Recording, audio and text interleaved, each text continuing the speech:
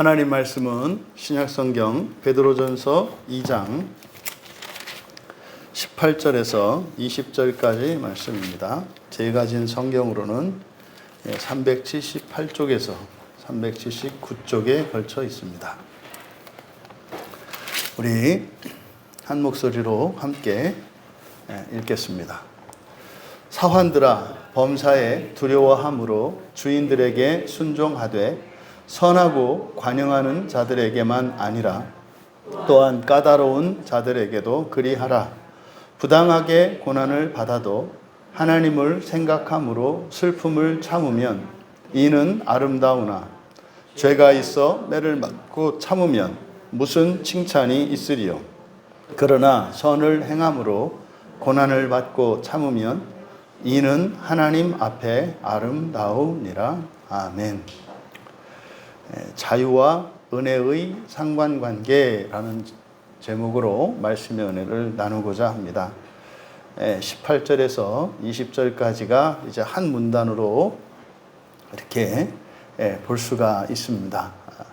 물론 이제 뒤에 이어지는 이를 위하여 너희가 부르심을 받았다라고 해서 이것의 참된 의미가 무엇인지를 이제 부연해서 적용 설명을 하고 있습니다만은 18절에서 20절 우리가 이제 그리스도인의 자유에 대해서 살펴봤었는데, 이 그리스도인의 자유라고 하는 것은 선을 행할 수 있는 자유, 그러니까 좋아질 수 있는 자유를 자유라고 하는 것이지, 퇴보하거나 망하거나 이렇게 악해지는 것을 자유라고 하지 않습니다. 그것을 무능력이라고 하고 자유가 없다.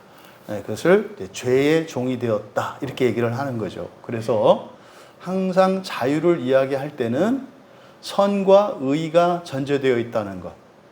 그것은 뭡니까? 나를 위해서 도움이 되는 것, 좋은 것을 할 수 있는 이라는 말이 전제되어 있고, 그리고 의가 전제되었다고 하는 것은 완전을 향하여, 이런 뜻입니다. 그러니까 완전을 향한 자유. 그런데 그 의라고 하는 것은 성경에서 우리에게 가르쳐주는 바, 구약에서는, 구약의 율법에서 나타나는 의는 사람의 의가 나타납니다. 그래서 사람이 되라고 이제 구약의 율법은 우리에게 가르치죠. 근데 이제 신약에 오면 율법의 의, 사람의 의를 뛰어넘는, 그것을 초월하는 하나님의 의에 대해서 이야기를 합니다. 그러면 하나님의 의는 사람의 의를 뛰어넘는 것이기 때문에 율법은 필요 없느냐, 그렇게 이야기하지 않습니다. 하나님의 의를 추구하는 것은 사람의 의와 함께 추구하는 것을 의미하는 것이지, 그러니까 사람의 의를 완전히 배제하는 것은 아니다.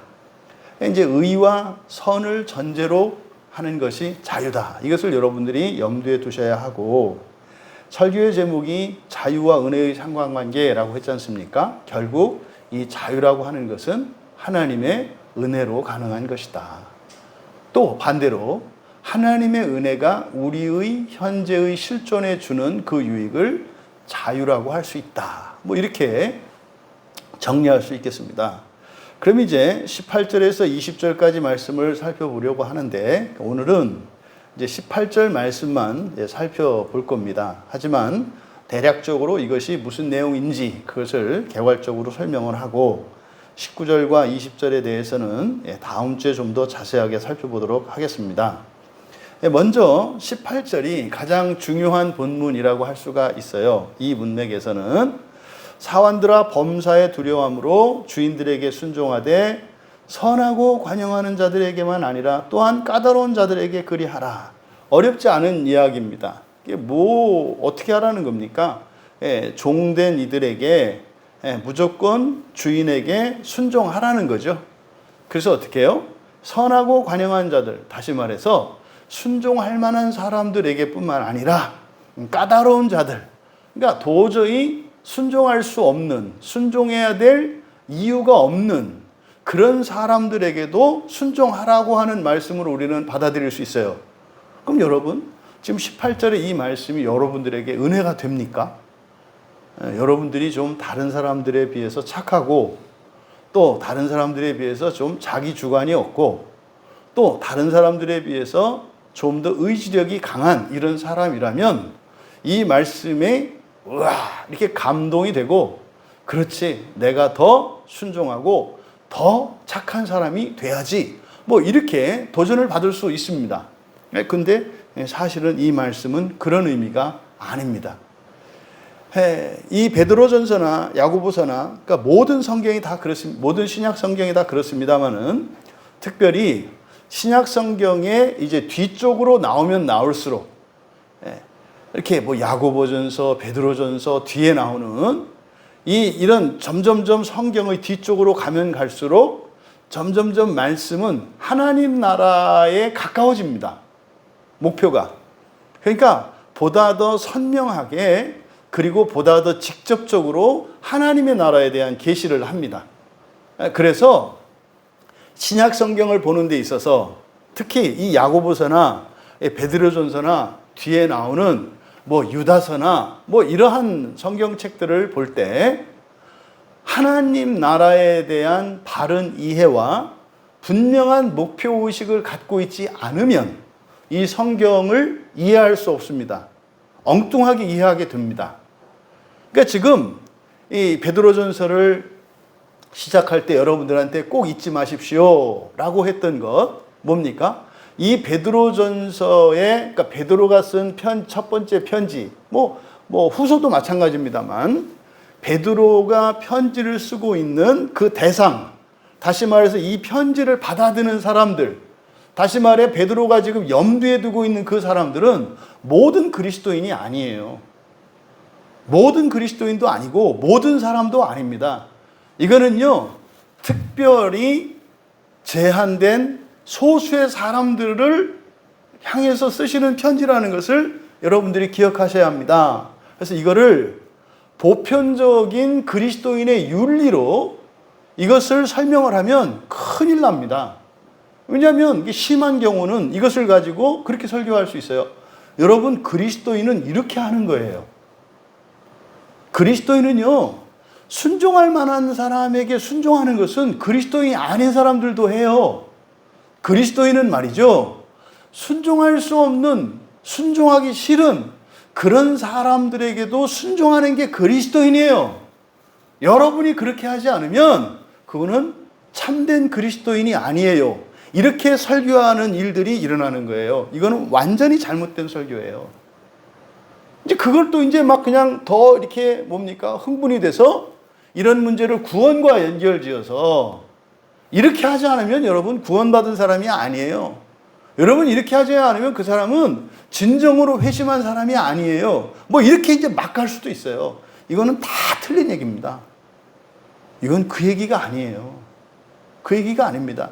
예수님께서 제자들에게 주신 교훈의 말씀들을 보면 그 사복음서 안에 예수님의 가르침이 담겨 있습니다만 사복음서 안에 있는 모든 예수님의 가르침과 모범이 모든 그리스도인들에게 일률적으로 똑같이 적용되는 게 아니에요. 사도들에게만 요구하는 것이 있고요. 제자된 자들에게 요구하는 게 있고요. 또 이제 예수님을 믿고 싶지만 이렇게 주저하고 무서워하고 이렇게 좀 갈팡질팡하는 이런 사람들에게 주시는 교훈이 있고요. 또 아예 예수님을 부인하고 오히려 예수님을 악한 자로 규정하는 이들에게 주시는 말씀이 층차가 다 나뉘어져 있습니다. 예수님을 믿지 않고 예수님을 부인하는 자들에게는 예수님께서 독사의 새끼들이라고 말하기를 주저하지 않으세요. 제자들에게 있어서는요, 마치 이거는 정말 도저히 따라갈 수 없는 그러한 요구들을 무리한 요구를 하시는 것처럼 제자들에게 말씀하실 때가 있다 이 말이에요. 하나님의 말씀은 그렇습니다.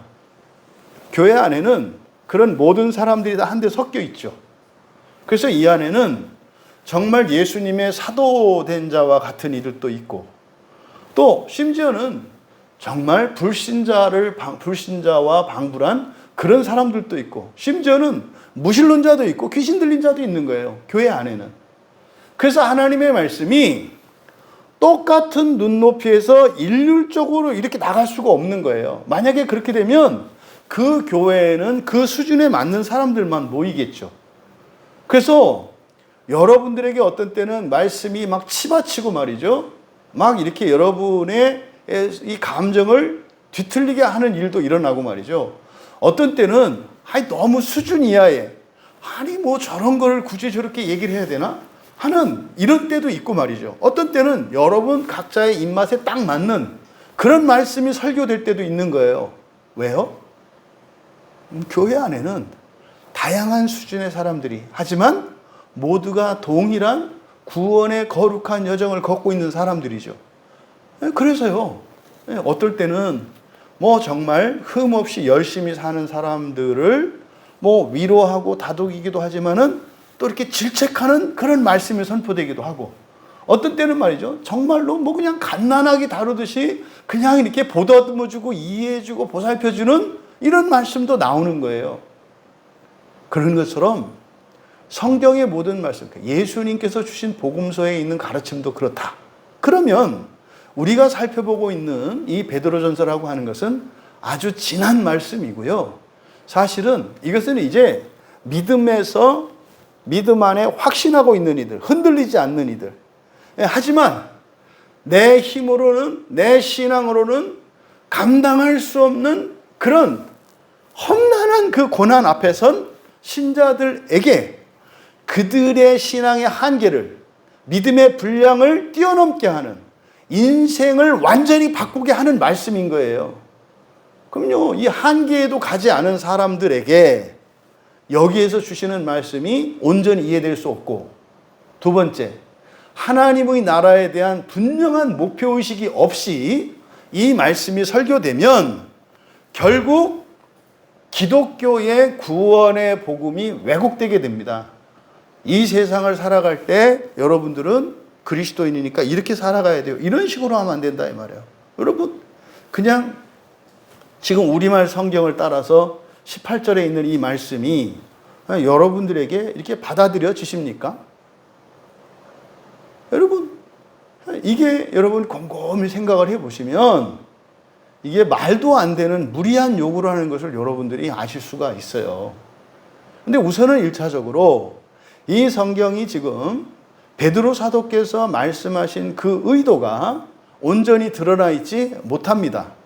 그러면 일단 이 18절의 말씀을 원문에서 말하는, 다시 말해 베드로 사도께서 지금 그 소아시아 지역에서 신앙을 지키기 위해서 고향을 떠나야 했고 거기에서 차별을 받으며 부당한 대우를 받으면서 살고 있는 신자들을 염두에 두고 있는 편지라는 거. 그러면 이제 그들에게 그 쓰신 베드로 사도의 이 편지의 의미가 무엇인지를 먼저 드러내고 그 말씀이 오늘을 살아가는 우리들에게 어떤 의미인지 살펴보도록 하겠습니다. 먼저 여기에 사환들아 이렇게 말씀을 했어요. 사환들아 범사에 두려움으로 주인들에게 순종하라. 그럼 여기 지금 명령이죠. 주인에게 뭐하라? 순종해라. 만약에 이 말씀을 이렇게 많은 종업원을, 많은 직원들을 두고 있는 회사의 대표들이 들으면 아주 은혜가 되는 말씀일 거예요. 그렇지. 사장을 이렇게 범사에 두려움으로 순종을 해야지. 성경에도 이렇게 써 있잖아. 이래가지고 이 말씀을 가지고 이제 출근해서 회사 직원들을 딱 모아놓고 일장 훈시를 하는 거죠.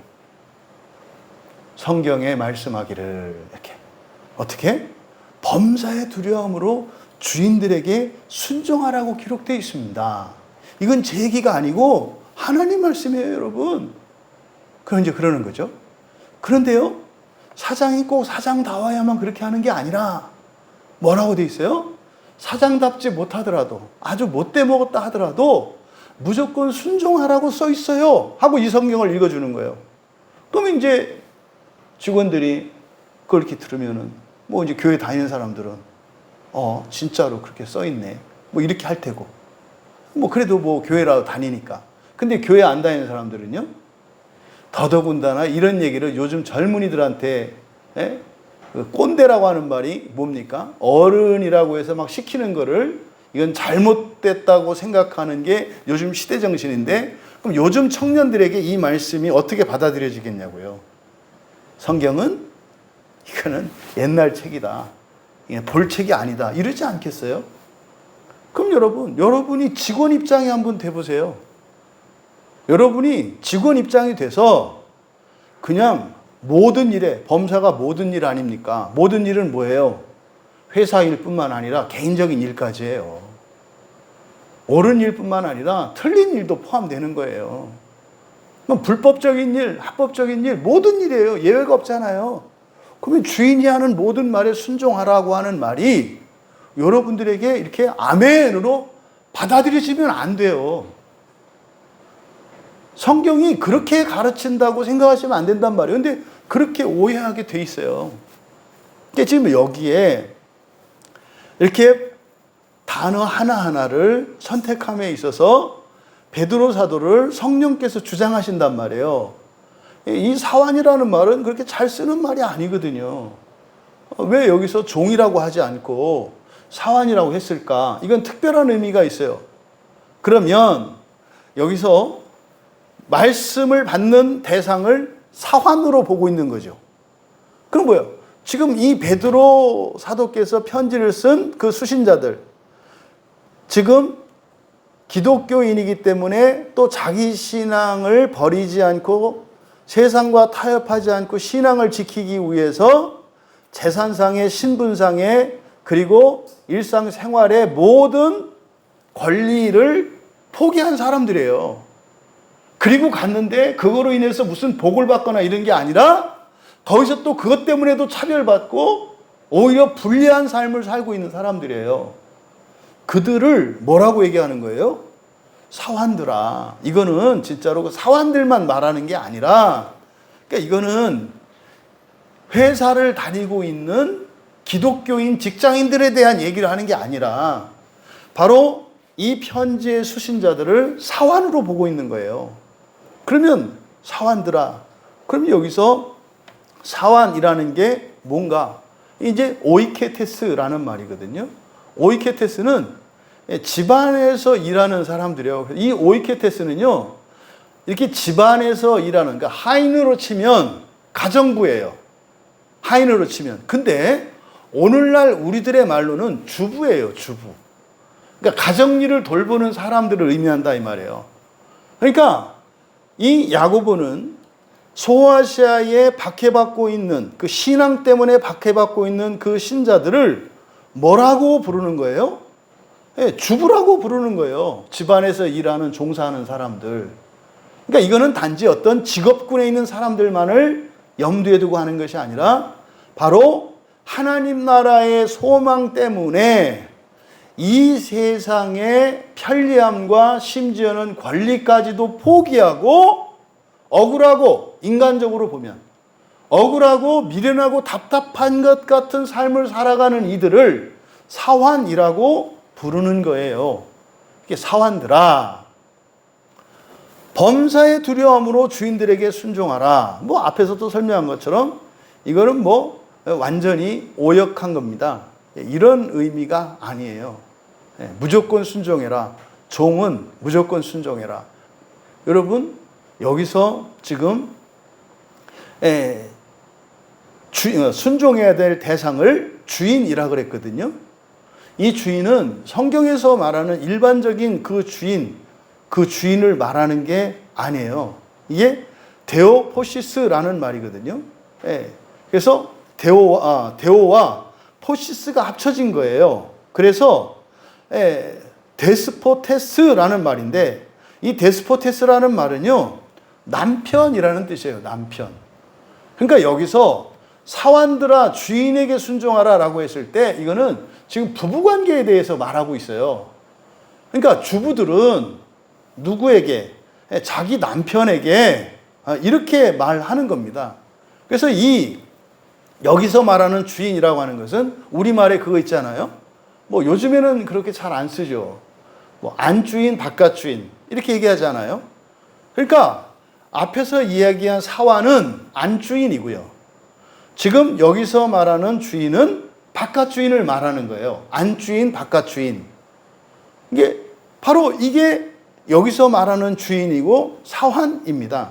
그러면 여러분, 여기서 사환들아 범사에 두려움으로 주인들에게 순종하라라고 하는 말은 이제 해석도 잘못됐지만 여기에서 말하고자 하는 바는 사환은 주인에게 순종해야 된다 이 얘기가 아니에요. 그래서 이 둘, 사환과 주인의 관계가 어떤 관계인지를 이야기하는 것이고, 그리고 문장도 사환들아 주인들에게 순종하라 이렇게 되는 게 아니고요. 이거는 그냥 순종하되라고 되어 있습니다만 이게 현재 분사입니다. 현재 분사. 그래서 이 문장은 어떻게 되는 거냐면 순종하는 사환들아 이렇게 되는 거예요. 순종하는 사환들아. 그러니까 범사의 두려움으로 주인들에게 순종하고 있는 사환들아 라는 말이지 사환들에게 순종하라는 말이 아니에요. 그러면 여기서 베드로 사도께서 말씀하는 것은 누구에게 이야기를 하는 겁니까? 이거는요, 자신을 이렇게 종이 아니라 누구로? 사환으로 인식하고 있는 사람이고요. 그런데 또 주인을 사람이 아니라 주권자죠. 이런 주권자를 어떤 사람으로 보는 게 아니라 하나님처럼 여기는 사람이에요. 왜요? 두려움으로 그랬잖아요. 또 자신을 종이 아니라 어떻게 해요? 부부관계에서 현숙한 신부로 생각하는 사람이에요. 그러니까 범사의 두려움으로 주인들에게 순종하고 있는 사환들아 라고 하는 이 말은 그리스도인들 가운데에서 아주 소수의 사람들로 제한하고 있는 말씀이에요. 그러면 여기서 주인이라고 한 이 말이 남편이라는 말에서 파생된 말입니다. 그래서 이게 우리말로 하자면은 바깥 주인 이런 뜻입니다. 이해되시죠? 그러면 왜 이렇게 바깥 주인이라고 했을까? 그러니까 여러분들이 회사에서 일을 하든 아니면은 또 이때 당시에 신분제도가 있었으니까 자기가 정말 종이어서 이때 대다수의 그리스도인들은 지금의 터키 지역인 그 소아시아 지역으로 가서 살았으니 대부분 종으로 살았을 가능성이 많아요. 외국인 노동자들이 우리나라에 들어와서 사장으로 사는 사람들 별로 없잖아요. 다 이렇게 공장이라든지 식당이라든지 이게 사람들이 꺼려하고 힘들어하는 일들에 종사하잖아요. 그러니까 이때도 다르지 않은 거예요. 그러면 그들이 지금 생활하기 위해서는 부득이하게 재화를 벌어들이기, 그러니까 돈을 벌기 위해서 일을 해야 되는데 그들이 고용돼 있을 거 아니에요. 그러면 자기 자신이 돈 때문에 고용됐다고 생각하지 말라는 거예요. 뭐처럼 생각을 하는 거예요? 한 주인의 안주인처럼 생각하라는 거고요. 또 자기에게 월급을 주는 그 사장, 자기를 고용하고 있는 고용주를 누구처럼 생각을 하는 거예요? 남편처럼 생각을 하는 거예요. 그럼 뭐예요? 회사에 내가 직원인데 어떤 의식을 갖고 살아라. 내가 이 회사의 안주인인 것처럼, 그리고 그 회사의 주인은 바깥 주인인 것처럼. 그러니까요, 회사의 소유주나 직원들이나 똑같이 무엇을 위해서 종사하는 사람인 거예요? 회사를 위해서 종사하는 사람이라는 것을 여기서 말하고자 하는 겁니다.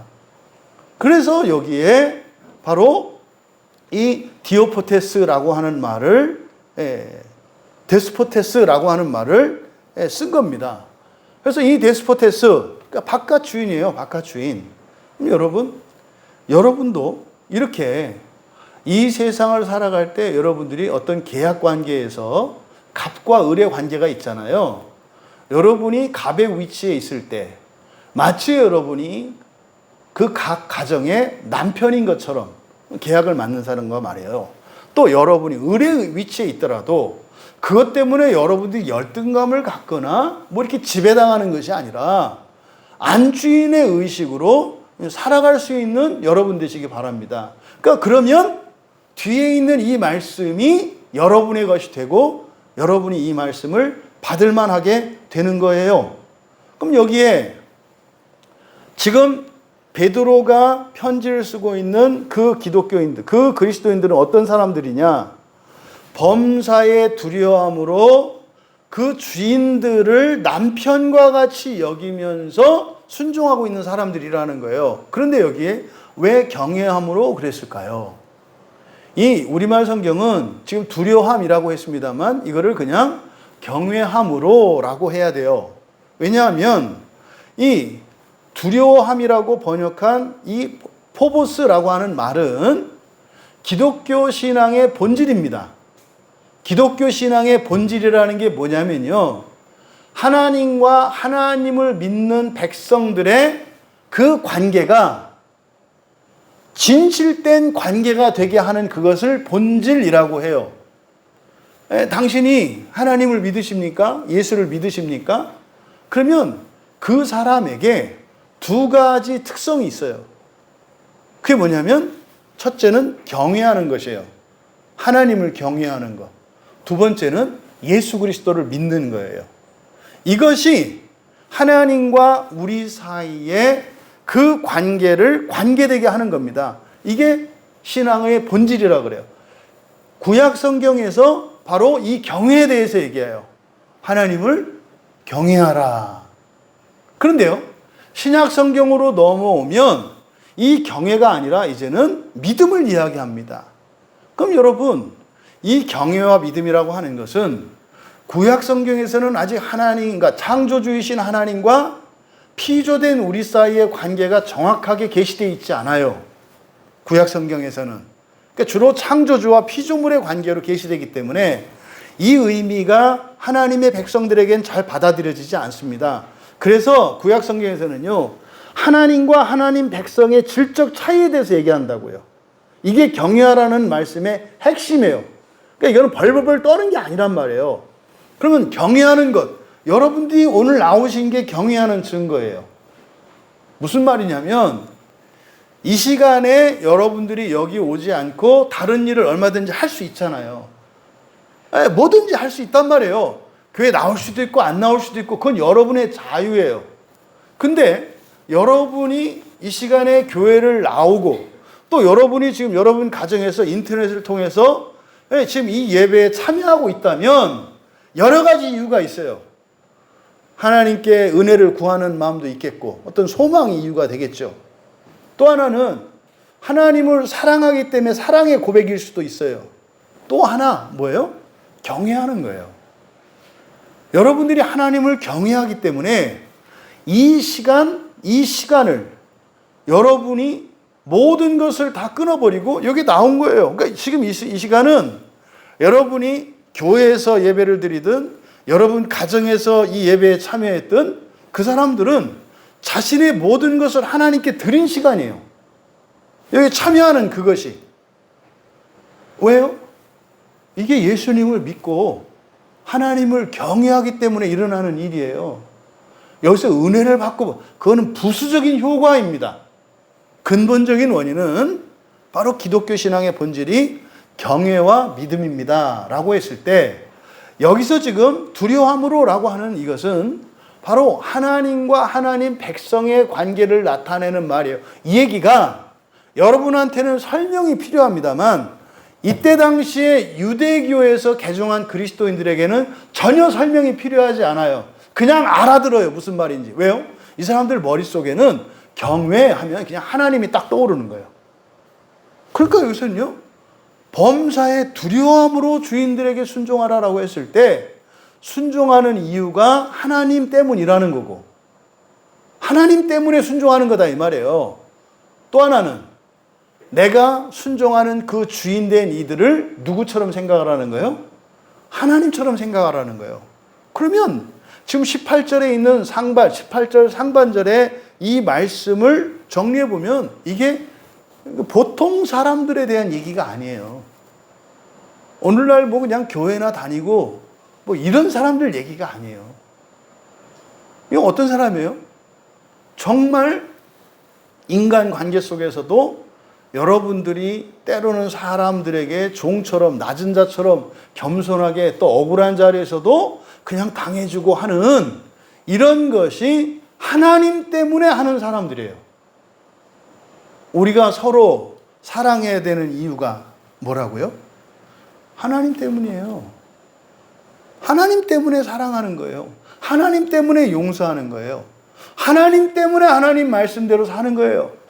내가 상대방보다 못하거나 내가 상대방보다 힘이 없거나 내가 지금 뭐 아쉬운 게 있기 때문에 그렇게 살아가는 게 아니라 내가 어쩔 수 없이 이렇게 살아가는 게 아니라 하나님 때문에 예수님 때문에 그렇게 하는 거예요. 이게 쉽지 않다니까요. 또 그 상대방을 하나님처럼 생각하는 거라니까요. 그런데 여기에 또 이제 순종하는 할 때 순종하다라고 한 이 말이 휘포타소라는 말입니다. 휘포타소. 순종하다 그러면 여러분은 맨 먼저 뭘 생각하라고 그랬죠? 순종하다 그럴 때는 듣는 거예요. 듣는 거. 아코라고 하는 동사예요. 그래서 순종하다라고 할 때는 듣는 게 중요합니다. 말을 듣는 거. 여러분들이 누군가와 대화를 하는데 사람의 말을 듣지 않아요. 그러면요, 순종하지 않는 사람이에요. 그래서 순종하다라고 하는, 지금 우리말 성경에는 복종하다와 순종하다가 그냥 한데 막 뒤섞여 있기 때문에 그 개념이 잘 정립되어 있지 않습니다. 순종하는 것은 사람들이 마치 그 말 따라서 실천하는 것을 순종이라고 생각해요. 성경은 그렇게 이야기하지 않아요. 그럴 때가 있죠. 행하라고 하죠. 따라서. 그런데 순종하고 복종하다라고 하는 이 말에 크게 두 가지 의미가 있는데 하나는 말을 듣는 것이요. 어디에서? 아래에서. 그러니까 있는 그대로 듣는 거예요. 이렇게. 그 비판하고 판단하는 게 아니라 하는 말을 그대로 듣는 거. 이게 순종이에요. 때로는 이게서 청종하다라고 번역되기도 해요. 같은 뜻이에요. 그런데 여기에서 순종하다라고 번역한 단어는 휘포타소라는 말이에요. 타소. 휘포타소라고 하는 것은 이 타소는 원래 군대의 용어입니다. 뭐 우리 집사님 그 노자 훈련소에서 신교대에서 막 실로암 그 찬양 딱 했던데 그 하기 전에 걔들 어떻게 하는지 아세요? 그 시작하기 전에 좌우로 정렬한단 말이에요. 그 보셨죠? 뭐 뒤에서는 막 각기전투 하고 막 애들 하더만 근데 원래 그 시작하기 전에 애들이 대와 오와 열을 맞춰서 좌우로 앞뒤로 줄 맞춰서 딱 먼저 정돈을 한다고요.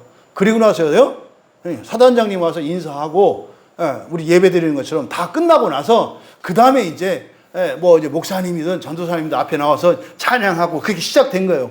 그 전에 뭐 하는 일이 있었어요? 좌우로 정렬이 있었어요. 좌우로 정렬. 여기에 타소라고 하는 이 말이 이게 군대 용어입니다. 좌우로 정렬. 군대 갔던 사람들은 이걸 너무나 잘 알죠. 항상 모일 때는 맨 먼저 들리는 소리 좌우로 정렬 한단 말이에요. 그러면은 막 흩어져 있던 사람이 앞, 뒤뿐만 아니라 대각선까지 거리, 줄 이걸 맞춰가지고 차렷 자세로 딱 쓴단 말이에요. 이게 좌우로 정렬이에요. 그러니까 휘포타소라고 하는 말이 휘포는 뭐뭐 아래라는 뜻이거든요. 뭐뭐 아래 정렬한다 이런 뜻이에요. 뭐뭐 아래 정렬한다. 그러니까 이거는 듣는다라고 하는 의미의 순종이 아니에요. 그래서 이거를 정확하게 우리말로 이렇게 번역하기에 적당한 단어가 없어요. 이 휘포타소를 표현하는 그 의미하는 우리말은 없어요. 그러니까 이런 단어는 만들어내야 돼요. 여기에 맞는. 그러니까 이런 개념이 없는 거예요. 이런 개념이. 그럼 여기서 휘포타소, 이 휘포타소라는 단어가 성경에는 항복하다 또는 굴복하다, 복종하다 또는 제재하다 뭐 이런 여러 가지 의미로 번역이 되어 있습니다. 그러면 이제 그 중에서 뭐 가장 적절한 단어를 꼽으라고 한다면 뭐 복종하다 정도일 것 같아요. 복종하다. 이게 이제 주로 로마서에서 이제 굴복하다, 복종하다 이렇게 이제 주로 번역이 되어 있는데 그나마 우리말 성경에 번역된 말 중에 복종하다라고 하는 말이 조금 이 사전적인 의미로 같아요. 복종한다라고 하는 것이 뭡니까? 어떤 사람 밑에서 딱 굴복하고 있다는 뜻이거든요. 그러니까 좌우로 정렬해 있는 상태. 그러니까 누구의 주권 아래 정돈되어 있는 상태. 요게 순종하다예요. 그러면 18절 상반절을 그대로 직역을 하면 이렇게 되는 겁니다. 주인들에게 모든 두려움으로 복종하고 있는 사환들아. 그러니까 주인들에게 모든 두려움으로 복종하고 있는 사환들아. 근데 이때 주인이라고 하는 말은 그냥 주인이 아니라 뭐라 그랬어요? 바깥 주인, 남편이라 그랬어요. 또 사환이라고 하는 것은 뭐였어요? 종이지만 안주인과 같은 걸 말한다 그랬어요. 실제로 이들의 현실적인 신분은 뭐예요? 이방인이요 나그네로서 그냥 뭡니까? 피고용인으로 살고 있는 사람들이에요. 현재 실제의 삶은.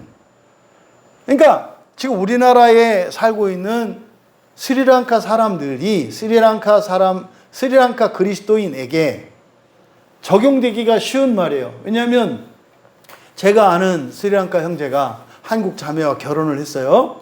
네, 결혼해서 처음에는 그래서 이 형제는 특별한 체험이 있는 사람이에요. 네, 그래서 막 그냥 한국에 돈 벌러 왔는데 처음에는 돈 벌러 왔는데 네, 그것도 포기하고 예수님을 믿게 됐어요. 한국에 와서. 그래서 그 형제 같은 경우에는 옛날에 그 월급이 지금처럼 외국인 노동자들이 월급 많지 않았어요. 처음에는. 근데 그 형제 같은 경우에는 뭐 우리나라 이제 대기업하고 정부 간 고용 계약을 맺어서 이렇게 월급 받고 오는 특별한 사람들이 있었어요. 스리랑카 사람들 중에. 그 일원 중에 하나였거든요. 그러니까 다른 그 동료들보다도 뭐 월급을 거의 뭐 1.5배에서 2배 정도까지 받고 심지어 정시 출근에 정시 퇴근하는 대기업에서 그런 형제였어요. 근데 그랬던 형제가 웬걸 한국에 와가지고 예수님을 알게 됐네. 이 형제는 그 나라에서 굉장히 신분이 높은 귀족 신분이에요. 그러니까 뭐냐면 골수 그 불교 신자고 불교 신자의 프라이드가 대단한 사람이다 이 말이에요. 그랬던 형제가 돈 벌려고 한국에 왔는데 여기서 예수님을 만났네. 그러니까요. 이제 돈이 중요한 게 아니라 자기 신앙이 중요한 게 돼버렸어요. 그래서 그 직장 관두고요. 신앙을 지키려고 이제는 그냥 이제 교회에서 이렇게 은혜를 받고서는 막 전도하는 이런 삶을 살았어요. 이 형제가. 그렇게 하다가 뭐 이래저래 해서 뭐 저희하고 이제 같이 이제 통역자로 스리랑카 같이 이제 오가게 됐고 그러다가 그 가운데에서 이제 또 은혜 받은 자매하고 눈이 맞아가지고 또 이제 결혼을 해서 이제 한국에 살고 있죠. 근데 그 형제한테 처음엔 그랬다고요. 제 이제 개인적인 마음으로는 이 형제가 이렇게 해서 다시 이제 스리랑카로 돌아가서 거기서 이제 뭐 스리랑카 목사님이 돼가지고 거기를 교회를 세우고 잘했으면 좋겠다. 뭐 이런 생각을 제가 이제 은연중에 이렇게 얘기를 했었죠. 그때마다 꼭 이 형제가 하는 얘기가 있었어요. 목사님 목사님 자꾸 그렇게 얘기하시면 제가 그렇게도 뭐 할 수도 있겠어요. 할 수도 있겠는데 스리랑카는 정말 가기 싫어요. 정말 못 가겠어요. 차라리 저 아프리카나 아니면은 이란이나 이런 데로 가라면 제가 가겠는데요. 우리나라는 제가 정말 못 가겠어요. 왜 그러냐? 가면은요 너무 힘들어요. 스리랑카 가면 너무 힘들다는 거예요. 왜냐면 거기는 무슬림 사원에서 또 절에서 새벽부터 막 방송이 막 나오거든요. 연불 내는 소리 나오죠. 알라 또 막 나오죠. 그래서 이 분위기가 굉장히 그렇습니다. 근데 그게 이 형제 같은 경우는 되게 예민하니까 그게 막 고통스러운 거예요. 그냥 막 그런 방송들이. 그리고 동네 곳곳마다 불상들이 막 서 있거든요. 이상한 불상. 이 불상은 온 우상 천재예요. 이제 그게 이 형제는 너무너무 여러분들 중에 이제 청각이 예민한 분들, 이런 분들은 작은 소음 하나 들으면은 그런 사람들은 굉장히 고통스럽거든요. 그렇게 이렇게 둔감한 사람들은 그거 갖고 그러지만 예민한 사람들한테는 그게 엄청난 고통이에요. 또 우리 집사님처럼 그 음식 전문가면은 딱 이 음식의 어떤 그 염도라든지 뭐 맵기, 달기 이게 이렇게 정해져 있지 않아요, 대략? 근데 누군가가 거기에다가 뭘 첨가했어요. 그럼 그 기준에서 벗어나잖아요. 그거를 손님한테 낼 수 있을까요? 못 내요. 근데 옆에 있다가 주인이 와서 이렇게 딱 먹어보고, 아이, 뭘 맛있구만, 그냥 내. 근데요, 못 내는 거예요. 그런 것처럼 이렇게 예민한 사람들은 그 사소한 거에도 고통스러워요. 그러니까 이 형제가 이제 그랬던 거죠. 이제 그랬던 형제가 한국에서 살아요, 지금 한국에 살고 있거든요. 직장 생활하고 있거든요. 그런 형제한테 딱 맞는 말이죠. 사실은 그 형제는 뭡니까? 신앙을 지키려고 한국에서 살고 있는 거예요. 어쨌든. 그 박해를 피해서 여기 와서 내 힘으로는, 내 영적인 힘으로는 감당할 수 없고, 거기 뭐 내 신앙도 지키기가 어려우니까 거기 가면. 신앙을 지키겠다고 지금 여기 살거든요. 그러니까 그 형제에게, 그런 형제들에게 딱 주시는 그런 말씀이에요. 근데 이게 여러분에게도 마찬가지예요. 왜요? 여러분들이 지금 살고 있는 이 세상은 여기가 여러분의 고향이 아니거든요. 여러분들은 이제 기억 상실증에 걸리셔서 여러분 집이 어딘지 모르고 여러분의 진짜 엄마 아버지가 누군지 모르기 때문에 그냥 여러분이 알고 있는 부모님이 여러분의 영원한 부모님이고 여러분의 고향이 영원한 여러분의 고향인지, 원래는 여러분, 그러니까 여러분 고향이라고 하는 그 고향은 다 고아원 이름이에요. 고향이 어디예요? 저 충남 태안이요. 태안 고아원 출신인 거고요. 여러분들이 뭐 경상도, 거기가 고아원 이름이에요. 여러분 지명이. 여러분의 진짜 고향은 어디예요? 하나님의 나라란 말이에요. 그러니까 초대교회 때 이렇게 고향을 떠나서 소아시아 지역에서 살았던 이것은 오늘날 이 세상을 살고 있는 그리스도인들에 대한 유비가 돼요. 여러분들의 삶 자체가 나그네의 삶이라니까요. 그러니까 여러분들이 여기서 살아가는 이런 일들, 그랬을 때 이 말씀이 여러분들에게 의미 있게 받아들여질 수 있는 거다. 그런데 이 휘포타소라고 하는 이것은 그 앞에 딱 정돈하는 거라 했잖아요. 그러니까요, 휘포타소의 가장 중요한 개념은 말입니다. 즉각적으로 명령만 떨어지면 순종할 수 있는가, 실천할 수 있는 이런 마음가짐과 그리고 이런 실질적인 준비가 다 되어 있는 것을 의미해요. 그러니까 지금 여기서 주인들에게 모든 경외함으로 복종하고 있는 사환들아 라고 했을 때, 베드로 사도께서 편지를 쓸 때 어떤 생각을 갖고 있는가요? 이 편지가 도착하기만 하면 이 편지를 읽은 사람들은 어떻게 할 거예요? 받자마자 이 말씀을 들어서 순종할 것이고 그대로 실천할 것이고 자기 생각을 바꿀 거란 얘기예요. 그럼 여러분, 베드로 사도가 이렇게 주인들에게 모든 경외함으로 복종하고 있는 사환들아라고 그 소아시아에 있는 형제들을 부를 때 이렇게 마치 자기가 사도로서 에헤만은 무슨 권위자처럼 이야기를 할까요? 아니면 똑같은 사환의 입장에서 이 이야기를 할까요? 똑같은 사환의 입장에서 얘기를 하는 거예요. 편지를 쓰고 있는 베드로 사도나 편지를 받게 될 그들이나 똑같으리요. 우리 그리스도인의 정체성이라는 게 이런 것인 줄 아는 사람들이에요. 베드로도 알고 있고 그들도 알고 있는 거예요.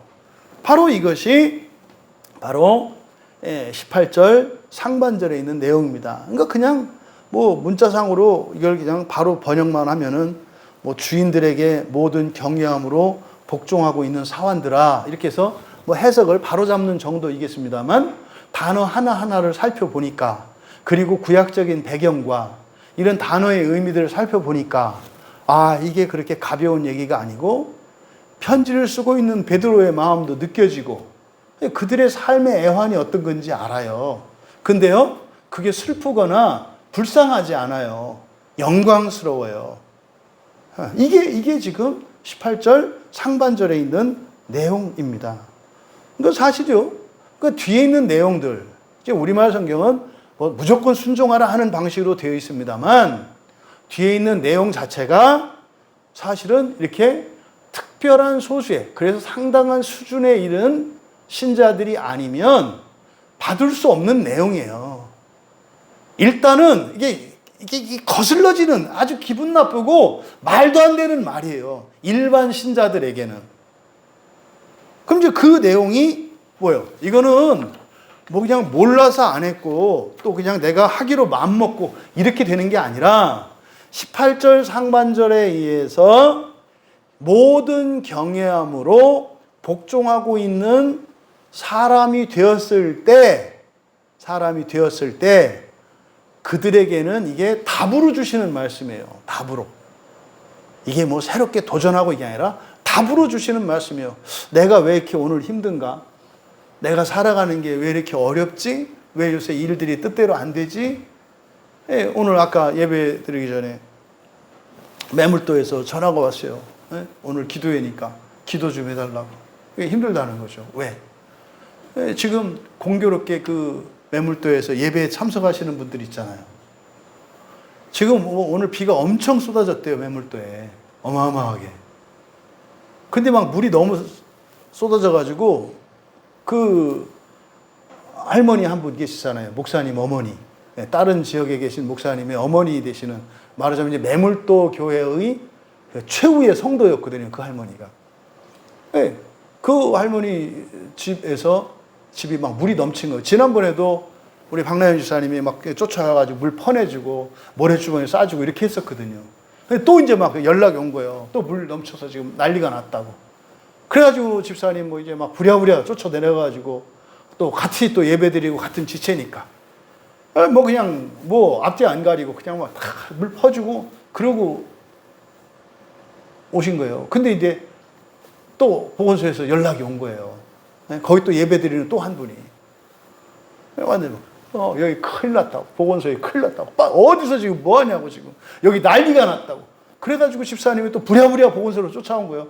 와봤더니 막 바깥에 물이 그 안에 거실에 물 다 차 있고 뿐만 아니라 우리 갔던 방에까지 물이 막 다 차가지고 그래가지고 그 피신혼 그 예배드리는 분들 피신혼 분들 방에 들어가서 쉬게 하려고 그랬더니 방에까지 물이 다 넘쳐가지고 뭐 이거 뭐 대책이 없는 그러니까 물이 어디서 나왔는지 그래가지고 지금 뭐 이거 막 마음도 뒤집어지고 막 이건 해도 너무하는 거야. 근데 거기서 난리를 치고 있는데 이 사람들이 다 예배드리는 사람들이야. 여러분, 마을 전체가 막 넘쳤는데 예배드리는 사람들 집만 물이 안 들어오고 뽀송뽀송해야 봐봐. 하나님을 예배하니까 이렇게 되잖아. 그런 일이 2004년에 쓰나미 있을 때 스리랑카에 일어났어요. 네. 2004년에 스리랑카에 그때 쓰나미가 일어났는데 뭐 오래되신 분들은 그 예화를 들으셔서 알아. 그때 쓰나미가 막 일어나가지고 스리랑카 남부 해안 지역을 다 덮쳤다고요. 어마어마할 정도로. 그래서 거의 뿐입니까? 뭐 인도네시아 막 할 거 없이 엄청난 쓰나미가 있었잖아요. 인명 피해도 많았고 재산 피해 뭐 어마어마하게 많았었잖아요. 근데요, 나중에 선교사님 이제 현재 선교사님들의 보고에 의해서 이제 나중에 알게 된 사실이에요. 그 쓰나미가 있기 전에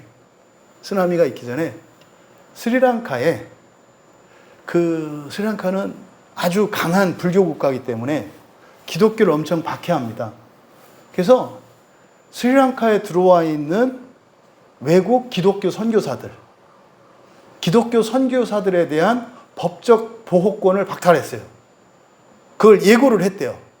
그래서 앞으로 우리나라에 들어오는 외국 그 선교사들에 대해서는 우리 정부가 그들의 안전을 책임질 수 없다. 그래가지고 뭐 그런 거 있잖아요. 재외국인 보호에 관한 법률 뭐 이런 게 다 있단 말이에요. 국가 간의 협약을 맺어서. 그런데 선교사들, 기독교 선교사들에 대해서는 우리 정부에서는 어떤 책임도 없다라고 하는 법을 스리랑카에서 고시를 한 거예요. 그러니까 기독교 박해를 법적으로 이제 노고를 한 거죠. 근데 뭐 국제연합의 어떤 기본적인 법이 있으니까 종교의 자유는 있어야 한단 말이에요, 법적으로. 그러니까 종교의 자유는 있다고 명시하지만 실질적으로는 기독교 선교사들이 위험해서 선교 활동을 할 수 없는 나라로 만들어 버린 거예요. 그런 법으로. 그리고 나서 그 쓰나미가 일어난 거예요. 그러니까 선교사님들 입장에서는 그 법과 이 쓰나미를 인과관계로 엮을 수 있겠죠. 그렇게 해서 이렇게 했다. 이렇게 하는 것도 좀 위험합니다만 인과적으로 그렇게 생각하기가 쉽단 말이에요. 그러니까 그리스도인들 속에서는 그런 생각이 있었어요. 하나님께서 하나님 백성들을 이 나라 공권력으로 핍박하고 이렇게 박해하니까 하나님이 마치 바로를 하나님께서 징계하셨던 것처럼 이 나라에도 쓰나미로 이렇게 하시는구나. 이렇게 해석을 했던 거예요. 근데 이거는 쉽사리 말로 뱉으면 안 되죠. 그거 말로 뱉으면 안 되는 거예요. 자기 혼자 생각을 해야 되는 거죠. 그렇게 하고 신자들이 어떻게 돼요? 선교사들이 내가 법적 보호권이 박탈당하고 이 나라에 가면 안전이 보장되지 않는다 할지라도 하나님이 함께 하시니까 그래도 내가 이 나라를 포기하지 말고 이 나라에서 선교해야 되겠다. 이래야 될 거 아니에요. 근데 그 뒤로 서양 외국 선교사들이 스리랑카 다 빠져나가기 시작했어요. 제가 스리랑카에 가던 2009년이죠. 2009년에 처음 갔는데 그때 거의 스리랑카 외국 선교사들은 전멸한 상태였어요. 한국 선교사들도 몇 있지 않았어요. 다 빠져나가가지고 그런 상태였어요. 근데 말씀드리려고 하는 거는 그때 2004년 쓰나미가 있었을 때요. 덮쳤어요. 근데 제가 아는 그 목사 하나가 그 교회에서 이제 구호하러 갔어요. 거기를 이제 재난을 입었으니까 갔는데 놀라운 일이 일어난 거예요. 해안가에 있는 지역에 교회가 하나 있었어요. 교회가. 근데 그때 그 교회에서 놀라운 일이 일어났어요. 마을이 물로 다 덮였거든요. 근데 그때 그 교회에서 목사님에게 이렇게 어떤 생각으로 성령의 음성이 들렸대요. 근데 그 법이 딱 공표되던 날이 공표되고 나서 맞는 이제 예배가 뭐였냐면 성탄절이었어요. 성탄절. 그러면 교회에서 성탄절 전야에 주로 예배를 드리잖아요. 성탄 전야에. 그리고 성탄절 날 모든 교회에서 예배를 드리잖아요. 그래서 12월 25일 날 성탄절 날 교회에서 예배를 드리게 돼 있는데 그 법이 스리랑카에서 발표됨으로써 전국에 있는 교회에 테러 사건들이 일어나기 시작을 했어요. 그러니까 사람들이 교회에 방화하고 막 교회 들어와서 난동 부리고 하는 일들이 일어난 거예요. 그래서 그 스리랑카 남부 지역에 있는 그 해안가에 있는 교회 목사님이 기도를 한 거예요. 하나님 겁나요. 내일 성탄절이어서 교인들이 다 모여서 예배를 드리려는데 또 우리 동네 그 스님들이 와서 무슨 행패를 부릴지 모르겠고 동네 사람들이 와서 우리 교인들을 어떤 행패를 부릴지 겁이 나요. 하나님. 근데 또 예배를 안 드릴 수는 없고 근데 지금 시국이 어수선하고 근데 이제 생각으로 성령님께서 마음을 준 거예요. 야, 그러면 꼭 교회에서 그렇게 예배 드리지 말고 산속으로 가서 예배 드리면 되지 않냐? 그래도 되겠어요? 아니, 이게 무슨 상관이야. 그래가지고 이 목사님이 그럼 되겠구나. 그래서 교인들한테 24일 날 얘기를 한 거죠. 내일 성탄절 예배는 교회에서 드리지 않고 우리 마을 뒤편에 있는 산속 어디에 그 안에서 예배할 거니까 그쪽으로 와라. 중간중간에 안내자를 세우겠다. 그래서 교인들이 12월 25일 날 2004년 12월 25일 날 그래가지고 그리 간 거예요. 산속으로 예배를 드리러. 근데 그때 쓰나미가 일어난 거예요. 그때 쓰나미가 일어나서 마을을 다 덮쳐버렸어요. 수많은 사람들이 죽었고요. 수많은 집들이 다 잠겼어요. 그들이 거기서 그걸 보고 얼마나 두 가지 마음 아니겠어요? 잠겨버리고 죽어간 동네 사람들이나 이런 것 때문에 마음 아프고 그러면서도 한편으로는 예배자들을 살려주시는 하나님 이것 때문에 막 감격하고 그러지 않았겠어요? 그래서 이런 상충되는 슬픔과 기쁨이 상충되는 그 가운데에서 어쨌든 예배를 마치고 이제 마을로 이제 물이 빠지기를 기다렸다가 온 거예요. 놀라운 일이 일어났어요. 다 집이 잠겼어요. 근데 교회 예배당에 물이 한 방울도 안 들어왔어요. 미스테리예요, 미스테리. 어떻게 물 아래에 교회가 있었는데 예배당으로 물이 안 들어오냐고요. 그러니까 이거는 그냥 믿을 사람만 믿을 일이에요.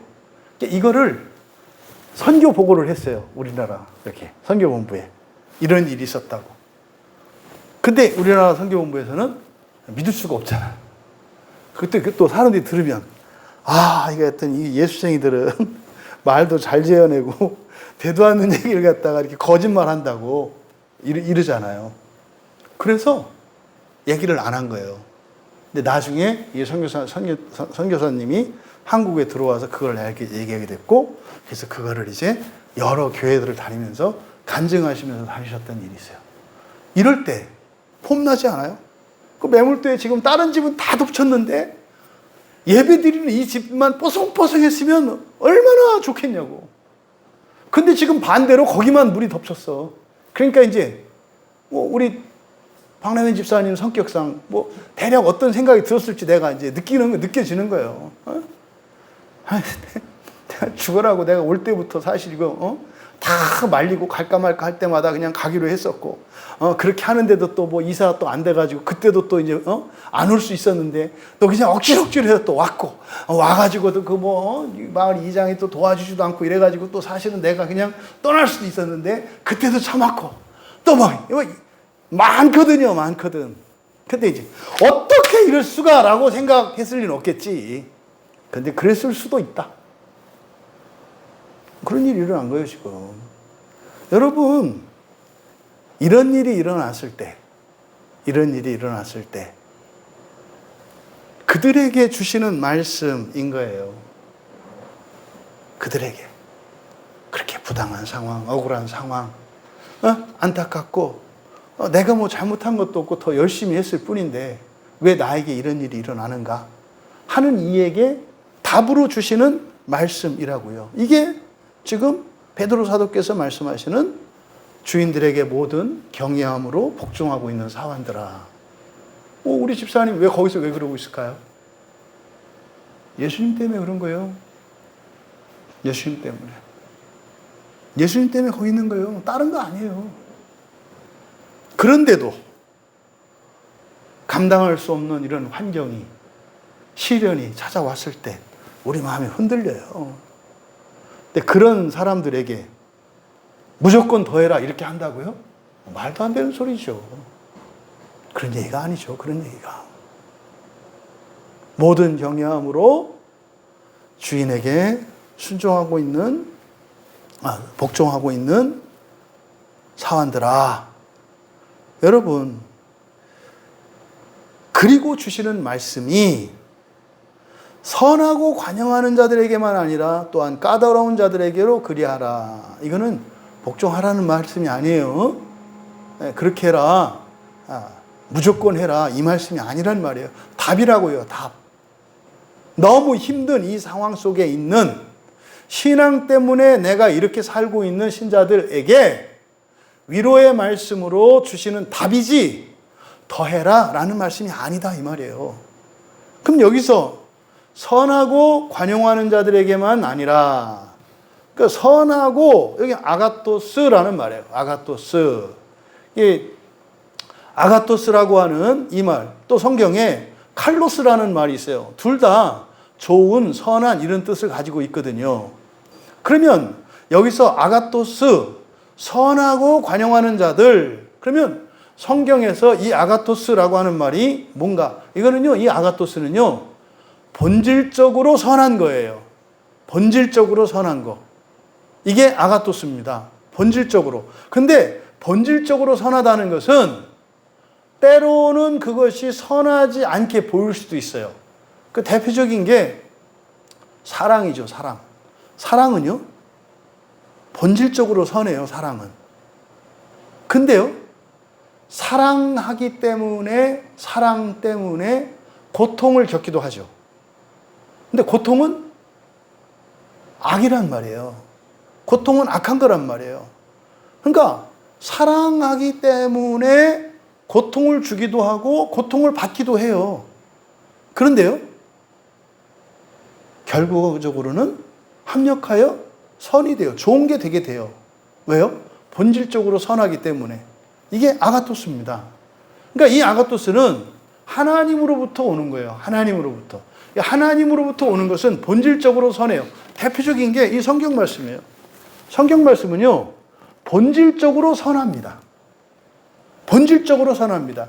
지금 제가 이렇게 이제 설교하면서 여기서도 오역이라고, 18절의 상반절은 완전히 번역이 잘못됐다고 오역이라고 말을 했잖아요. 근데 이렇게 오역이 돼 있어도 이것이 괜찮다는 아니지만 오역이 돼 있더라도 이게 문제가 되지 않는 이유는 뭐예요? 성경 자체가 선하기 때문에. 그러니까 이게 조금 현재로는 좀 오역이 있을 수 있어요. 또 심지어는 이렇게 설교자들에 의해서 아까 말씀드린 것처럼 이 본문을 도덕적으로 설교하는 분들이 대부분이에요. 그리고 조금 뭐한 사람들이 그리스도인과 비그리스도인을 차별하기 위한 이 세상을 살아가는 그리스도인들의 윤리로 설교하는 분들이 대부분이에요. 뭐 잘못된 설교거든요. 그래도 괜찮은 이유는 뭐예요? 성경은 본질적으로 선하기 때문에 사람의 실수나 성경책의 오역이나 잘못된 설교라 할지라도 성령께서 그것을 바로잡아요. 본질적으로 선한 것은. 그러니까 저 같은 사람도 자신 있게 담대하게 선포하는 거예요. 왜? 하나님 말씀은 본질적으로 선하니까. 이게 아가토스예요. 그러니까 여러분들이 하나님의 말씀을 따라 살아갈 때 여러분이 좀 잘못 알고 있을 수 있고 틀렸을 수 있어. 하지만 그것이 하나님의 말씀이라고 믿고 그것을 하나님의 말씀이라고 이해하면서 해. 그러면 좀 잘못돼도 괜찮고 실수해도 괜찮다 이 말이에요. 왜? 본질적으로 선한 거니까. 그러면 바로 여기서 선하고 라고 하는 거예요. 선한 주인이잖아요. 여기서 말하는 것은. 선한 주인이잖아요. 선한 주인. 그러면 선한 주인이라고 하는 건 뭡니까? 어떤 형태로든지 주권을 가진 자들은 주권을 가진 자리는 뭐하다? 다 선하다는 것을 알 수 있어요. 또 그런 선한 사람이 있고 그렇지 않은 사람도 있을 수 있다는 거죠. 왜? 이 형용사가 가지고 있는 의미는 두 가지예요. 하나는 설명하는 기능을 하고요. 또 하나는 이 형용사는 제한을 한다고요. 그런 사람과 그렇지 않은 사람. 그래서 교회 이름을 쓸 때 형용사를 쓰는 것은 조심해야 된다고 그랬잖아요. 예를 들어서 행복한 교회 그랬을 때는 우리 교회가 행복하다는 의미가 돼요. 행복한 교회. 그런데 형용사가 가지고 있는 또 다른 반대적인 측면이 있다. 우리가 행복하면 다른 데는 행복하지 않다는 의미도 돼요. 그래서 이 그래서 형용사를 쓰는 일은 조심해야 된다고요. 그래서 듣는 사람의, 읽는 사람에 따라서 의미가 전혀 다르게 이해될 수 있어요. 그래서 가급적 교회 이름을 짓거나 이렇게 할 때는 형용사 쓰지 않는 게 좋고, 그리고 실제로 이 형용사에는 오해가 있을 수 있다는 거. 그래서 논문이나 이런 데서는 엄격하게 형용사를 배제한다고요. 왜요? 오해의 소지가 있거든요. 그러니까 쓰는 사람과 읽는 사람이 전혀 뜻이 다를 수 있어요. 그러니까 여기서도 선하고 관용하는 자들이니까 그렇게 주인이라고 하는 그 직분 자체는 선하다는 것.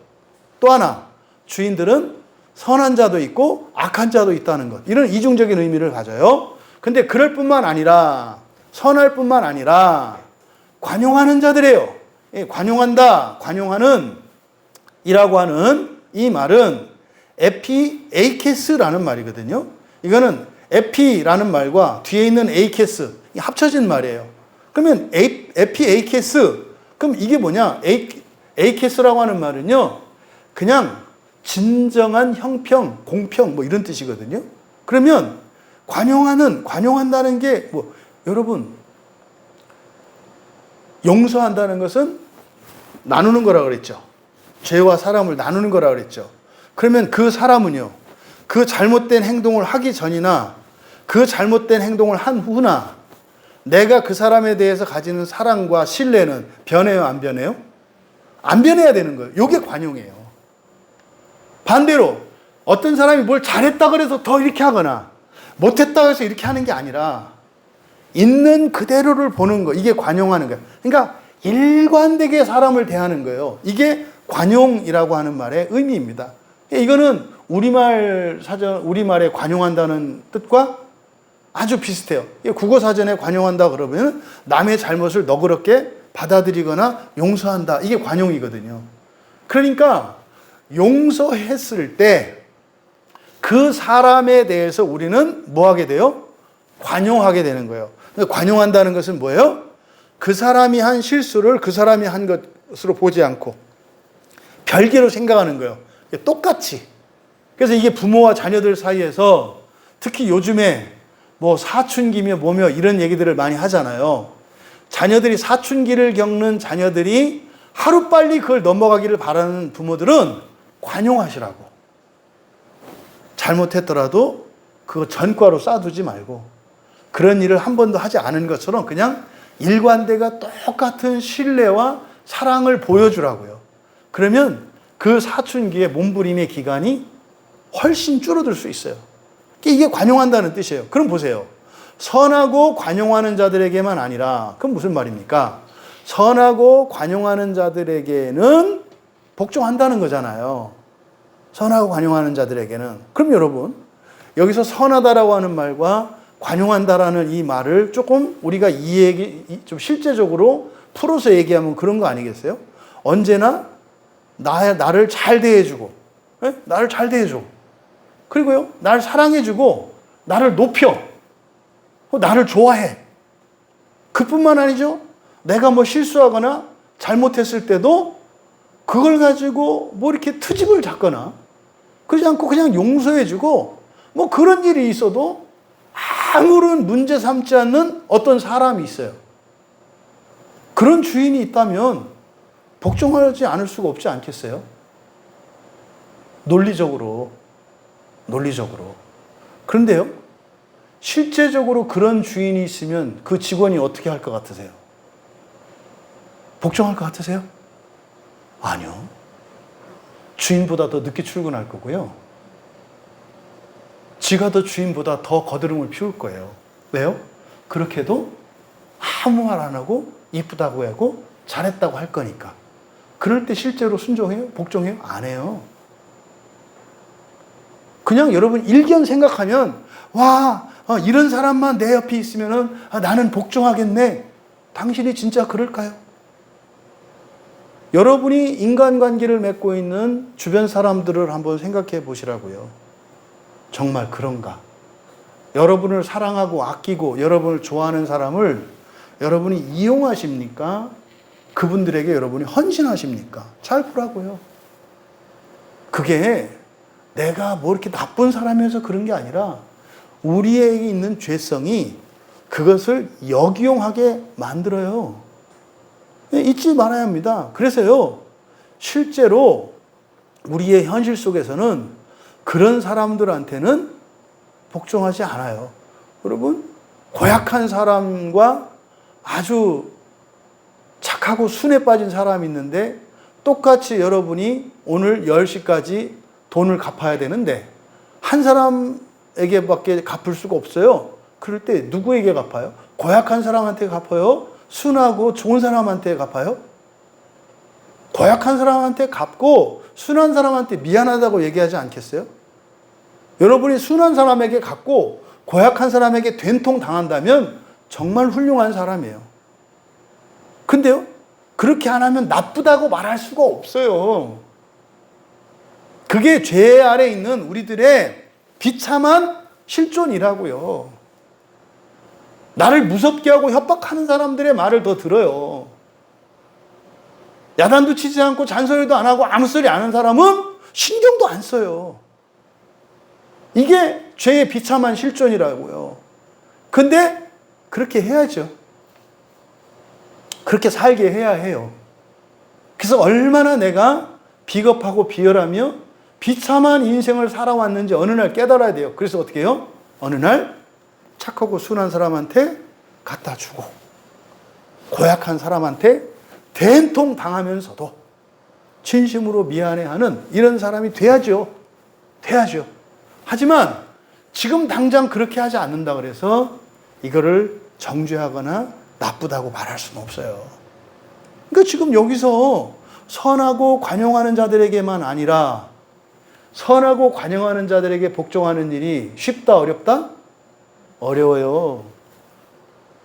자기 일이 아니니까 문득 생각하기에 아이고 이런 주인 만나면 뭐 그냥 내가 업고 다니겠네 이러죠. 뭘 업고 다녀? 지를 업으라고 하면서. 그러니까 이게 그냥 언뜻 생각하면 이 사람들이 지금 어떤 사람들이에요? 정말 착해도 되는 사람이에요. 이 사람한테는 마음껏 착해도 되는 사람들이라니까요. 이 신자들은 마음껏 착해도 그것 때문에 사람을 우습게 보거나 이용하지 않는 신자들이에요. 이게요 굉장히 높은 수준의 도덕성이라니까요. 인격성이요 상당히 뛰어난 거라니까요. 그런 거잖아요. 여러분이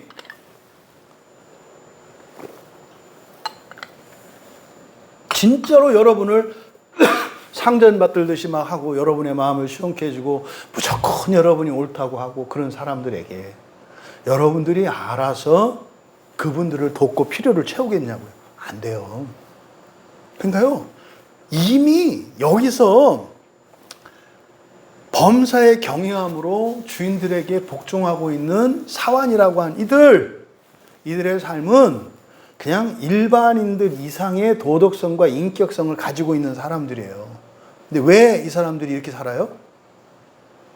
하나님 나라 때문에 이렇게 살고 있는 거예요. 이 사람들이 훌륭한 사람이다 이 얘기하면 안 돼요.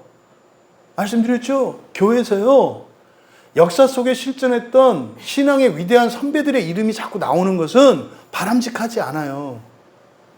오직 예수 그리스도 한 분만이 우리의 유일한 모변이고 우리가 닮아가야 할 뿐이에요. 근데 왜 사람들의 이름이 나올까요? 그런 거예요. 이게 자꾸 도덕적인, 인격적인, 세상적으로 다른 사람들보다 뛰어난 사람들을 자꾸 닮으라고 말을 해요. 성경이 어디서 그렇게 얘기해요? 다윗도 무너뜨리죠. 그렇잖아요. 모세도 무너지잖아요. 예수님의 제자들도 다 무너뜨리잖아요. 성경은 다 그렇게 기록하지 않아요? 믿음의 예수님의 족보조차 예수님의 족보 안 해도 예수님의 족보도 무너뜨리잖아요.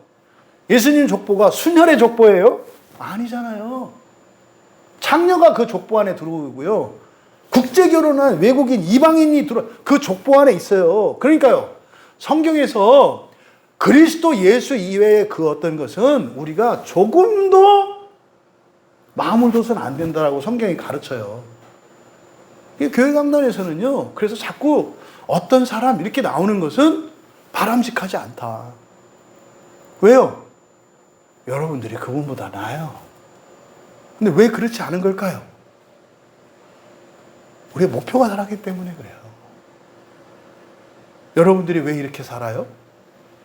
지옥에 가지 않고 첫째 부활로 하나님의 나라에 가기 위한 거예요. 지금 베드로 사도가 이 말씀을 하는 거거든요. 묵시적으로 야 너희들 지옥 안 가고 첫째 부활에 참여하려고 지금까지 이렇게 힘들게 살았잖아.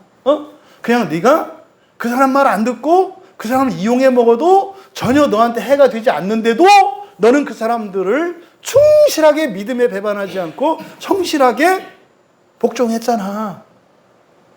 여러분 안 하면 벌 받는 경우와 안 해도 전혀 해를 입지 않는 경우에 안 해도 전혀 해를 입지 않는 경우에 안 할 수 있을 때 이게 자유로운 거예요. 만약에 하지 않으면 그것 때문에 해를 입어. 어떤 벌을 받아. 그것 때문에 안 해. 이건 아직 자유로운지 안 자유로운지 몰라요. 진짜 자유로운지 어떻게 알아야 돼요? 잘못해도 벌 받지 않는 상황에서 하지 않을 때 자유로운 거예요. 반대로 어떤 보상이 주어지지 않는데도 그것을 할 때 이게 진짜로 자유로운 거예요. 그러니까 지금 여기서 선하고 관용하는 자들에게 복종하는 너희들, 그들에게 복종하는 너희들, 자유로운 자들이에요. 이게 사실은 이제 뒤에 가면 이게 은혜다 이렇게 이야기를 한단 말이에요. 이게 은혜다, 이게 은혜다. 그러면 그렇게 선하고 관용하는 자들에게만 아니라 보세요.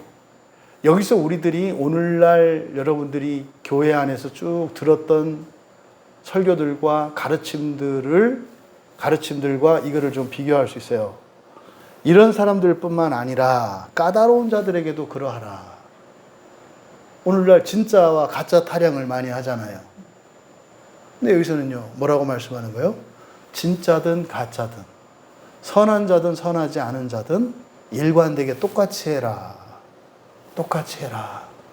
너를 잘 대해주는 사람이나 너를 못되게 대하는 사람들이나 똑같이 대하라. 나누라고 안 하잖아요.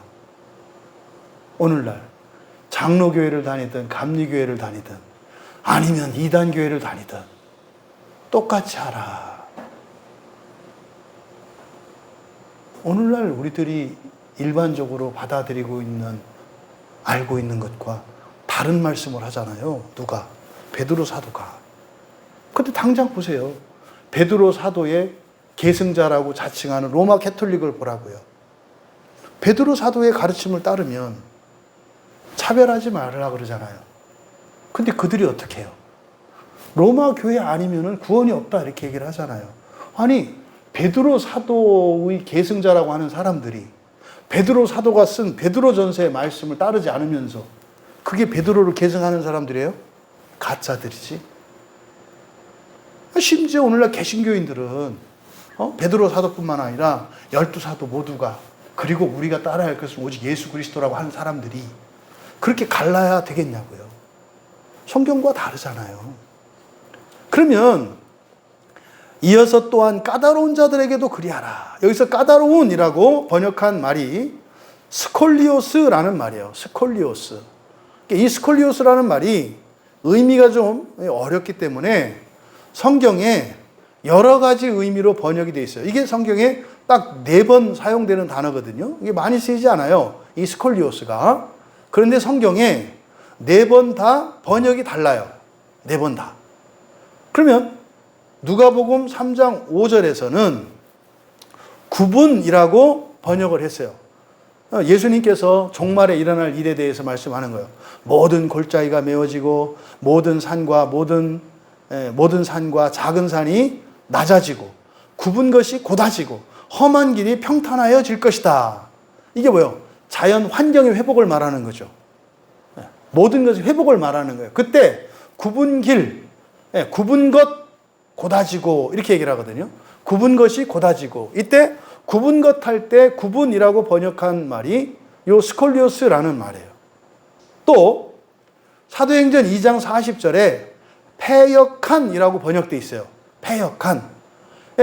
사도행전 2장 40절 말씀을 읽어드리면, 또 여러 말로 확증하여 권하여 이르되 너희가 이 패역한 세대에서 구원을 받으라 하니. 패역한 세대. 그러니까 이 세상을 패역하다고 말을 해요. 패역하다. 또 빌립보서 2장 15절에서는 어그러진이라고 번역을 했거든요.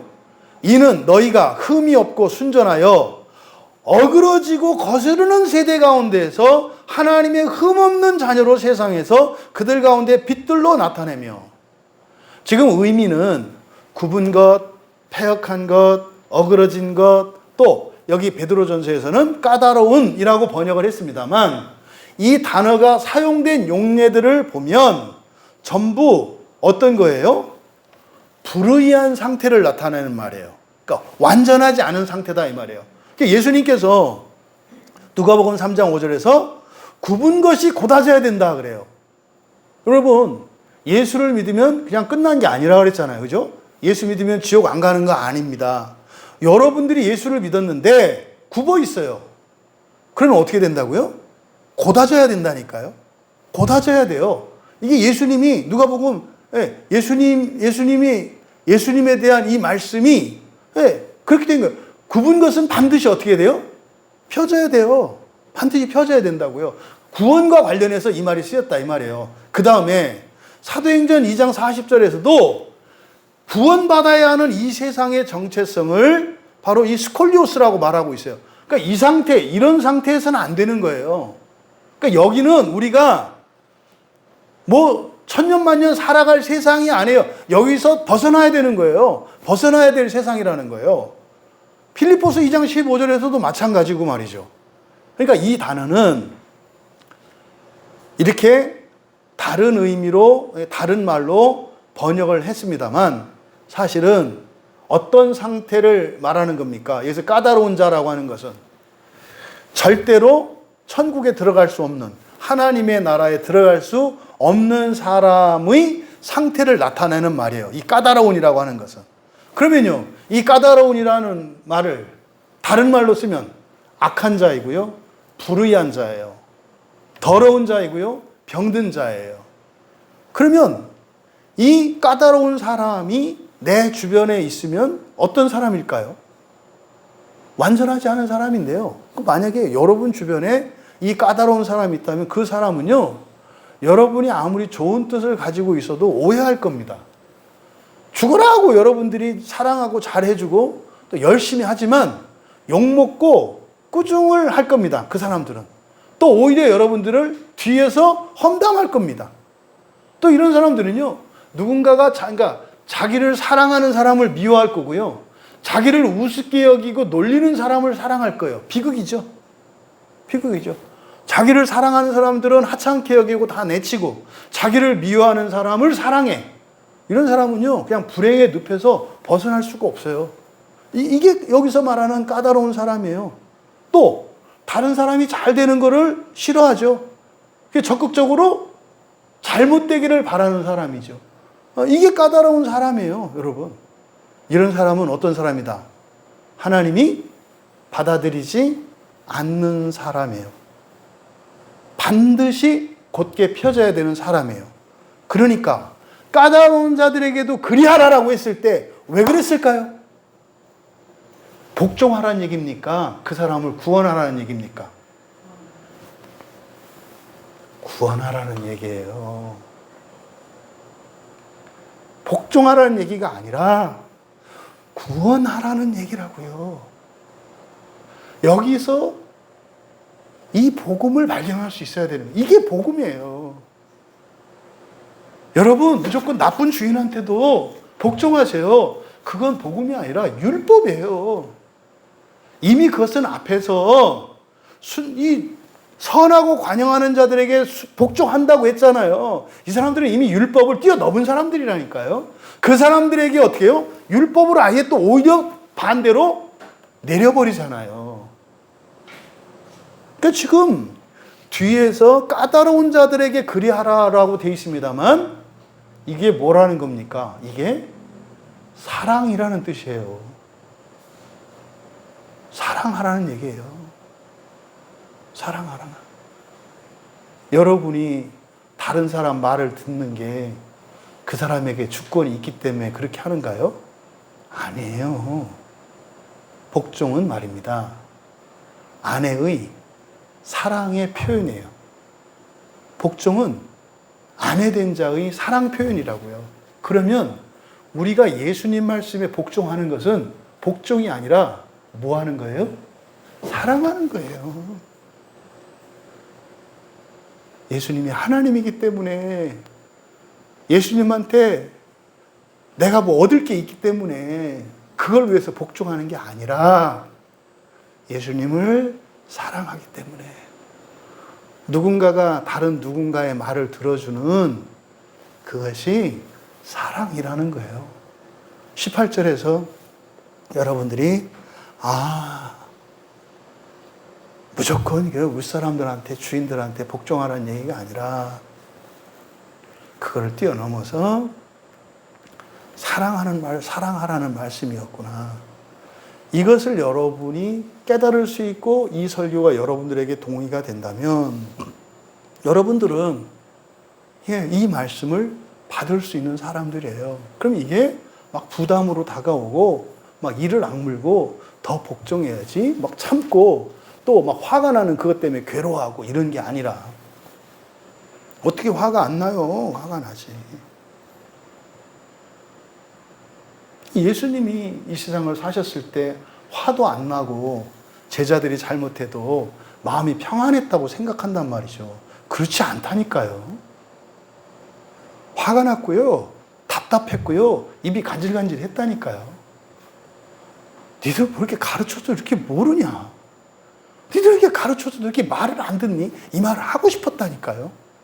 그런데요, 그렇게 까다로운 자들, 사도들이 주인 같았어요. 어떤 주인? 까다로운 주인 같았다고요.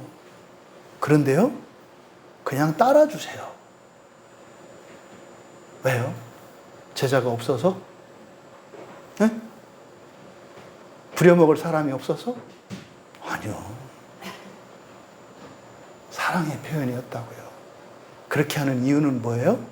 너는 종이고 거인 주인이니까 복종해라가 아니라 너에게 그를 구원할 힘이 있어.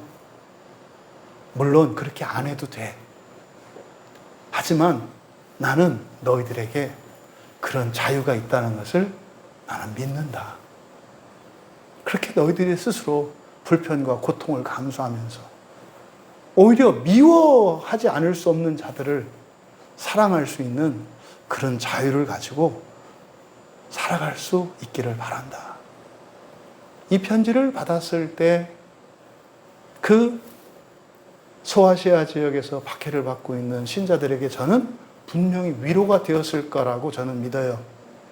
이 편지를 봤어요. 아, 그렇지.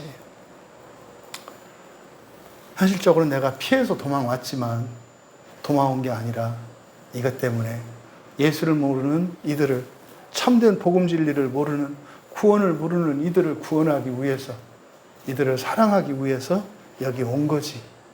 돈 벌기 위해서 이렇게 하는 게 아니라, 현실적으로는 돈 벌기 위해서 이렇게 하는 것 같지만 그것이 아니라 내가 돈을 번다고 하는 명분을 이 사람들에게 줘서 나를 그 사람 곁으로 받아들이게 하고 그들의 부당한 대우를 받으면서도 그들에게 복종하면서 사랑할 때 그들의 마음속에 성령이 은혜를 끼칠 거라는 것을 믿기 때문이지. 그러면서 억울하고 답답하고 불안하고 원통했던 자기들의 삶이 얼마나 존귀하고 영광스럽고 가치 있는 것인가를 다시 한번 깨닫게 되었을 거예요. 상황은 하나도 안 바뀌었는데 오히려 기쁨과 감사로 가슴이 벅차오를 수 있었을 겁니다. 여러분, 이 말씀을 앞에서도 또 중간중간에 말씀했던 것처럼 도덕적으로 착한 사람이 되라는 교훈이 아니라는 거 오해하지 않도록 조심해야 합니다. 여러분, 그렇게 하지 못하면, 그럼 이렇게 못하면 악한 인간이다. 그런 거 아니다 이 말이에요.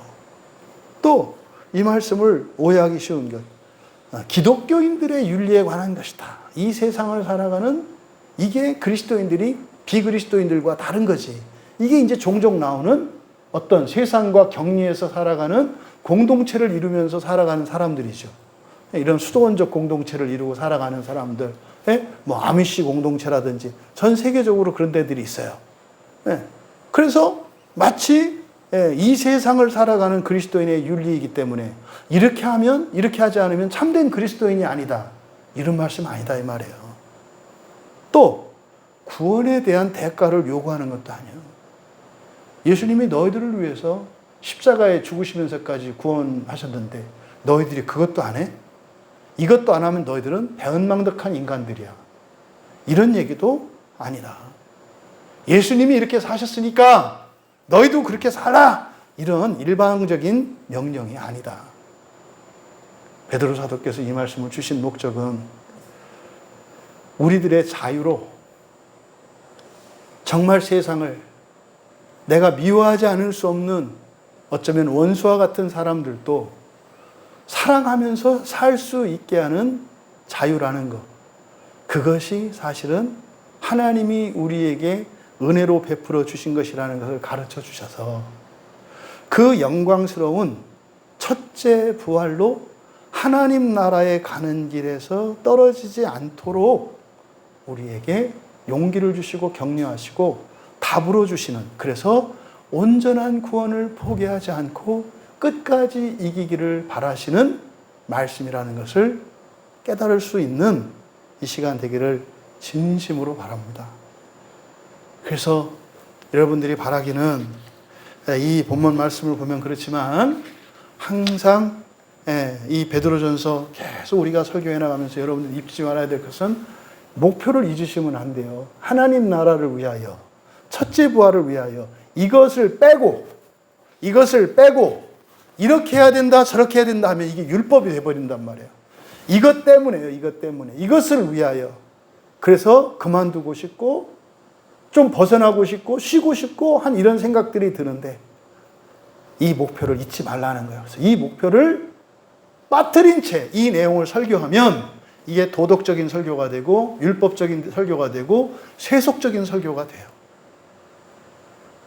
이 말씀에 담겨있는 참된 복음 진리가 우리 모두에게 누려졌기를 주님의 이름으로 축원합니다. 말씀을 생각하며 다시 한번 우리가 기도할 때 자유에 대한 의미를 다시 한번 여러분 생각해 주시고 오늘 말씀과 관련해서 자유라고 하는 그것이 정말 나에게 아무런 해를 끼칠 수 없는 사람들임에도 불구하고 또 반대로 나에게 어떤 보상을 주지 않는 사람임에도 불구하고 그들에게 복종하고 그들보다 낮은 자리에 서서 그렇게 살아갈 수 있게 하는 것, 또 그렇게 살아가는 것, 이게 자유구나. 이게 자유구나. 내가 이렇게 살아가기를 원하고 살아갈 수 있었던 것은 이게 하나님의 은혜였구나. 이게 내 본성이 변하는 증거였구나. 그래서 내가 지옥과 상관없는 자로구나. 아직도 이러저러한 모습에서 부족한 거 많고 때로는 불안스러울지 몰라도 안심할 수 있구나. 왜? 이 자유 때문에 어떤 조건 없이 대가 없이 어떤 위험도 없이 그저 진심으로 사람을 대할 수 있고 섬길 수 있는 것. 이게 자유로구나. 한 걸음 더 나아가서 더 큰 자유를 내가 누리게 된다면 정말 원수와 같고 마귀와 같은 자들도 내가 사랑할 수 있게 되는 거구나. 여러분 스스로에게 질문하실 수 있었으면 좋겠습니다. 정말 예수님을 여러분이 닮기 원하십니까? 여러분이 절대로 사랑할 수 없는, 여러분을 죽을 때까지 미워하고 조롱할 것 같은 그런 사람들도 사랑하기를 원하십니까? 이것은 도덕적인 질문이 아니에요. 지금의 여러분이 어떠한 답을 내는지 여러분만 알면 될 뿐이에요. 바라기는 하나님, 내가 지금은 그렇지 못할지라도 주님과 같이 그 사랑에 이르기를 원합니다. 또 이렇게 살아가는 것은 이 세상을 사는 동안은 좀 억울하고 손해가 되는 것 같고, 하지만 결단코 후회되지 않고 잘하는 일인 것은 하나님의 나라에 대한 약속이 있기 때문임을 믿습니다. 말씀을 생각하며 나의 자유에 대한 나의 생각이 어떠하며 나의 자유의 수준이 어떠하며 또 내가 그 자유를 더 정말 예수님에 이르기까지 커가기를 원하는지 여러분들이 생각하시고 하나님께 은혜를 구하며 기도하시고 나라와 민족을 위해서 또 우리 한국 교회를 위해서 우리 광야교회를 위해서 기도해 주시고 특별히 지금 환난 중에 있는 그 연화도에 매물도에 있는 성도님들 우리 박나영 집사님뿐만 아니라 지금 예배에 참여하고 있는 모든 분들이 큰 곤란을 겪고 있습니다. 하나님, 저들이 겪는 곤란이 참으로 영광의 고난인 것을 알게 하여 주시고 선을 위하여 겪는 참으로 예수님의 고난에 참여한 것임을 알게 하셔서 그것으로 저들의 마음이 우울해지고 어두워지는 것이 아니라 오히려 더욱 기뻐하게 하옵소서. 그래서 마귀가 비웃지 못하도록 마귀를 부끄럽게 할 수 있도록 은혜를 내려 주시옵소서. 또 이번 주 특별히 우리 지정순 성도님 세례가 예정되어 있는데 이 모든 세례의 절차에 차질이 없도록 하나님께 은혜를 구하며 기도하시고 개인적으로 돌아가면 되겠습니다.